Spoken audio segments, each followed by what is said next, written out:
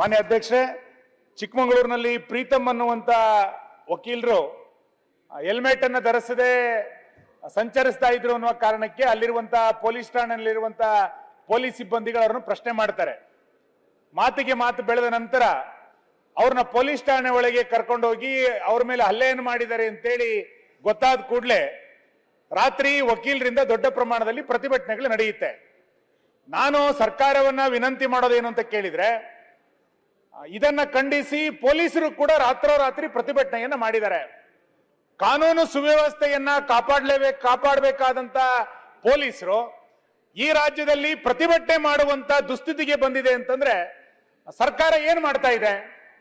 ಬೇರೆ ಯಾವುದೋ ಸಾರ್ವಜನಿಕರು, ಬೇರೆ ಇನ್ಯಾರೋ ಸಂಘ ಸಂಸ್ಥೆಗಳು ಪ್ರತಿಭಟನೆಗಳನ್ನು ಮಾಡಿದ್ರೆ ಸರಿ, ಪೊಲೀಸರೇ ಪ್ರತಿಭಟನೆಯನ್ನ ಮಾಡ್ತಾರೆ ರಾತ್ರೋರಾತ್ರಿ ಅಂತಂದ್ರೆ ಸರ್ಕಾರದಲ್ಲಿ ಬಹಳ ದೊಡ್ಡ ಪ್ರಮಾಣದಲ್ಲಿ ವೈಫಲ್ಯ ಆಗಿದೆ. ಅದಾದ ನಂತರ ಪೊಲೀಸ್ ಇಲಾಖೆ ಪೊಲೀಸ್ ಸಿಬ್ಬಂದಿಗಳ ಮೇಲೆ ಕೇಸನ್ನ ಕೊಟ್ಟಾಗ ಪೊಲೀಸ್ ಸಿಬ್ಬಂದಿಗಳ ಮೇಲೆ 307 ಕೇಸ್ ಆಗಿದೆ. ನನಗೆ ಬಹಳ ಆಶ್ಚರ್ಯ ಆಗ್ತಾ ಇರುವಂತದ್ದು, 307 ಕೇಸ್ ಹಾಕಿದ್ದ ಪೊಲೀಸ್ ಅಧಿಕಾರಿಗಳ ಪೊಲೀಸ್ ಸಿಬ್ಬಂದಿಯನ್ನ ಸ್ಟೇಷನ್ ಬೇಲ್ ಅನ್ನ ಕೊಟ್ಟು ನಂತರ ಅವ್ರ ಮೆರವಣಿಗೆಗಳನ್ನ ಮಾಡ್ತಾರೆ. ನನಗೆ ಗೊತ್ತಿಲ್ಲ, ಇರುವಂತಹ ಸಚಿವರು ಉಳಿದಂತವ್ರು ಹೇಳಬೇಕು, 307ಗೆ ಸ್ಟೇಷನ್ ಬೇಲ್ ಎಲ್ಲಾರೆ ಸಿಕ್ಕಿದ್ಯಾ? ಹಾಗಾಗಿ ದಯಮಾಡಿ ನಾನು ಮಾನ್ಯ ಸರ್ಕಾರವನ್ನ ಈ ಸಂದರ್ಭದಲ್ಲಿ ಒತ್ತಾಯಿಸ್ತೇನೆ.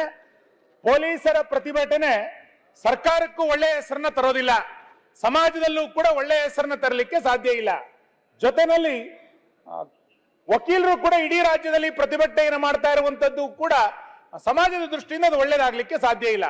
ಸರ್ಕಾರ ತಕ್ಷಣ ಮಧ್ಯಪ್ರವೇಶ ಮಾಡಿ ಏನು ಘಟನೆಗಳು ನಡೆದಿದೆ ಎರಡೂ ಕಡೆ ಇದನ್ನ ವಿಚಾರಿಸಿ ಇದರ ವಾತಾವರಣವನ್ನ ತಿಳಿ ಮಾಡುವಂತ ಪ್ರಯತ್ನವನ್ನ ಮಾಡಲಿಲ್ಲ ಅಂತಾದ್ರೆ ಎಲ್ಲೋ ಒಂದು ಕಡೆ ಮುಂದಿನ ದಿನಗಳಲ್ಲಿ ವಕೀಲರು ಮತ್ತು ಪೊಲೀಸರ ಸಂಘರ್ಷ ಇಡೀ ರಾಜ್ಯದಲ್ಲಿ ಮುಂದುವರಿಯುವಂತ ಸಾಧ್ಯತೆಗಳಿದೆ.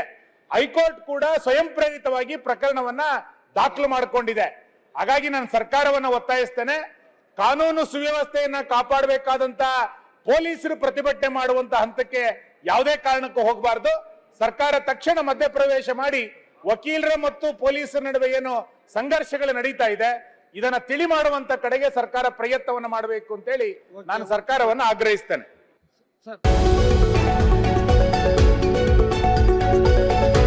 ಪ್ರತಿ ಕ್ಷಣದ ಸುದ್ದಿಗಳಿಗಾಗಿ ವಿಸ್ತಾರ ನ್ಯೂಸ್ ಆಪ್ ಡೌನ್ಲೋಡ್ ಮಾಡಿ.